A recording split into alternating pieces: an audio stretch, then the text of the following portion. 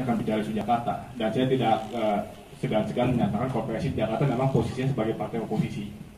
Tapi sebagai partai oposisi pun kami adalah partai oposisi yang konstruktif. Kalau di Inggris, ini saya belajar dari politik di Inggris, itu ada istilah kalau partai oposisi di sana itu Her Majesty's Loyal Opposition. Itu istilah lengkapnya tuh. Jadi oposisi loyal dari sang ratu. Kalau partai pendukung pemerintah ya jadi Perdana Menteri. Tapi oposisinya itu Her Majesty's Loyal Opposition. Bahwa oposisi itu loyal, ada loyalitas terhadap institusi. Nah itu yang kami di Jakarta, PSI Jakarta berusaha lakukan. Nah tapi kalau kemudian fokus partai ini hanya seputaran Jakarta saja, saya rasa itu bukan di ranah saya lagi. Tapi memang ranahnya di atas terkait dengan sikap-sikap di pusat. Jadi ini saya Viral kan, jadi viral artinya ada atensi. Iya, jadi yang saya lihat itu pernyataan itu kan sudah viral di media sosial, di media-media juga beberapa meliput.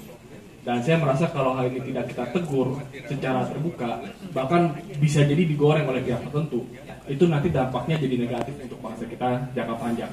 Dan untuk jangka pendeknya ya kita sudah mau masuk di tahun politik 2024. Polarisasi ini kan kita belajar dari pengalaman. Pilpres sebelumnya selalu ada polarisasi. Nah, saya termasuk politisi muda yang jujur saja sudah muak dengan polarisasi. Walaupun realitanya di dalam politik pasti akan terjadi gitu ya. Karena itu mungkin insting dasar manusia juga untuk berseberangan gitu di dalam satu konteks politik. Tapi saya rasa perlu ada orang-orang yang punya keberanian dan juga punya komitmen untuk menyatakan tidak pada polarisasi. Kita sebagai bangsa Indonesia harus pertama-tama melihat persatuan kita apa. Sama-sama warga negara Indonesia. Sama-sama punya undang-undang dasar, Pancasila juga yang sama, dasar-dasar negara yang sama. Itu yang membuat kita satu bangsa. Bahwa kita mungkin ada agama berbeda-beda, etnis berbeda-beda, itu bagian dari keberagaman yang harusnya kita rayakan, selebrasi. Tapi bukan kemudian menjadi sesuatu yang kita ungkit untuk menjelekkan atau menjatuhkan. Nah itu yang dilakukan oleh pemuda di video itu. Mungkin dia juga nggak menyangka videonya akan viral gitu. Tapi nah itu bahayanya. Seringkali kita menggunakan ujaran kebencian itu tanpa menyangka ini akan viral. Jadi itu sehari-hari aja kita gunakan. Nah tapi jangan sampai itu kemudian masuk ke dalam pemikiran bawah sadar dari banyak, apalagi pemuda-pemuda gitu. Jadi saya rasa pada saat ada kejadian seperti itu kita harus tegas. Dan tadi disebut soal PSI, saya sih nggak melihat saya berbeda dengan pusat. Bahkan setelah saya komentar itu, dari DPP, juru bicara, dan juga dari Dewan Pembina juga langsung mengatakan hal yang sama. Justru partai PSI, saya bicara PSI karena saya kader PSI, Partai Solidaritas Indonesia yang saya ketahui, lahir dengan dasar untuk menjaga toleransi. Dan kalimat-kalimat kebencian yang mengukit latar belakang suku agama itu intoleran. Harusnya PSI terdepan yang mengutuk ada perilaku atau ujaran kebencian seperti itu. Itu justru nilai-nilai harusnya yang saya yakini ada di PSI dan itu saya mau diterapkan dan saya juga akan mengutarakan itu. Oke. Jadi Anda konfirm nggak dapat teguran ya dengan tindakan yang kemarin dia?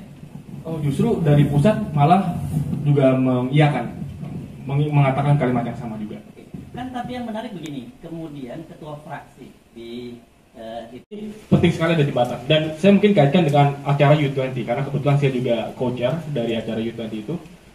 Ini pertama kali dalam sejarah U20 itu kita mengangkat tema khusus, temanya berdiri sendiri yaitu soal keberagaman dan inklusi. Jadi pada saat panitia U20 Indonesia kita rapat, kita mau sebagai tuan rumah kan kita menentukan agendanya apa. Bicara soal perubahan iklim itu sudah sering dibahas dari tahun ke tahun. Bicara soal future of work, masa depan dunia kerja itu dibahas setiap tahun, dari tahun ke tahun. Tapi keberagaman itu baru pertama kali isu ini berdiri sendiri untuk dibahas secara khusus. Karena kami punya keyakinan bahwa nilai yang paling bisa Indonesia banggakan di forum G20 adalah keberagaman kita. Bhinneka Tunggal Ika, itu yang kita mau pertontonkan kepada dunia. Dan yang menarik juga di acara seperti U20 dan setahu saya di G20 juga sama. Semua keputusan soal komunike apa yang ditulis itu harus konsensus, bukan majority voting. Jadi dari 20 perwakilan G20, kalau ada satu saja yang tidak setuju, batal. Jadi memang harus dicari kata-katanya, statementnya, substansinya itu yang disepakati oleh semua orang. Konsensus. Dan PR kita artinya di dalam memimpin G20 Indonesia bisa mempertemukan semua pihak menuju konsensus. Nah ini PR Presiden Pak Jokowi juga termasuk di level nasional, dan Pak Anies juga di level perbantuan gitu. Ada perwakilan Rusia, ada Amerika, ada China, ada Brazil, ada Saudi Arabia, semua punya pemikiran berbeda, tapi di pertemuan Indonesia nanti kita harus menjadi konsensus builder. Ya, jadi kalau yang saya lihat, saya rasa kita juga jangan kemudian artinya kita mau membangun jembatan seolah-olah merasa tidak ada permasalahan. Ini pendapat saya ya, bahwa saya lihat di kiri ada masalah, di kanan ada masalah.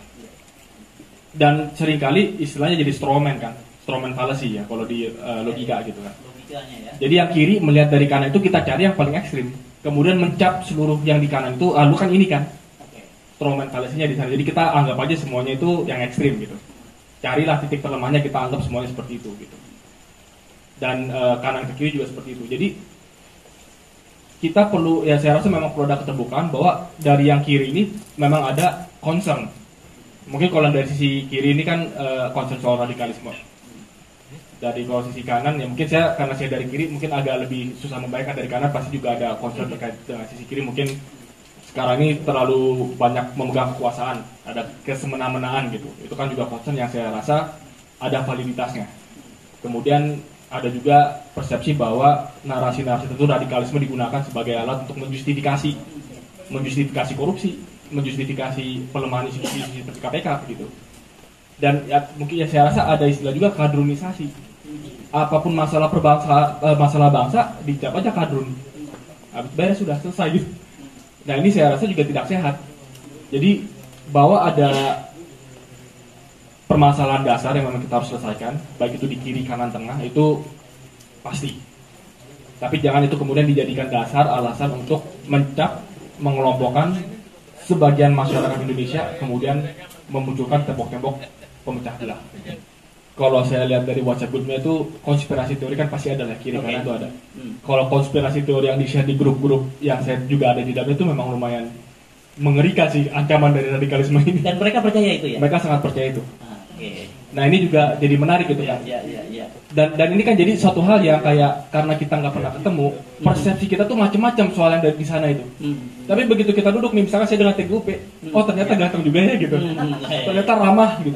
Ternyata kalau ngobrol bareng baik-baik aja dan banyak titik pertemuan. Iya. Karena kalau kita nggak pernah ketemu, yang kita bayangkan adalah perbedaan.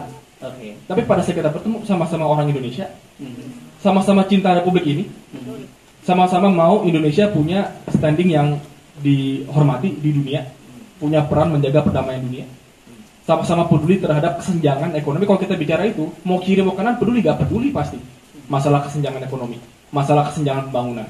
Jadi ada banyak titik pertemuan yang tidak kita bahas, lebih sibuk bahas perbedaan gitu.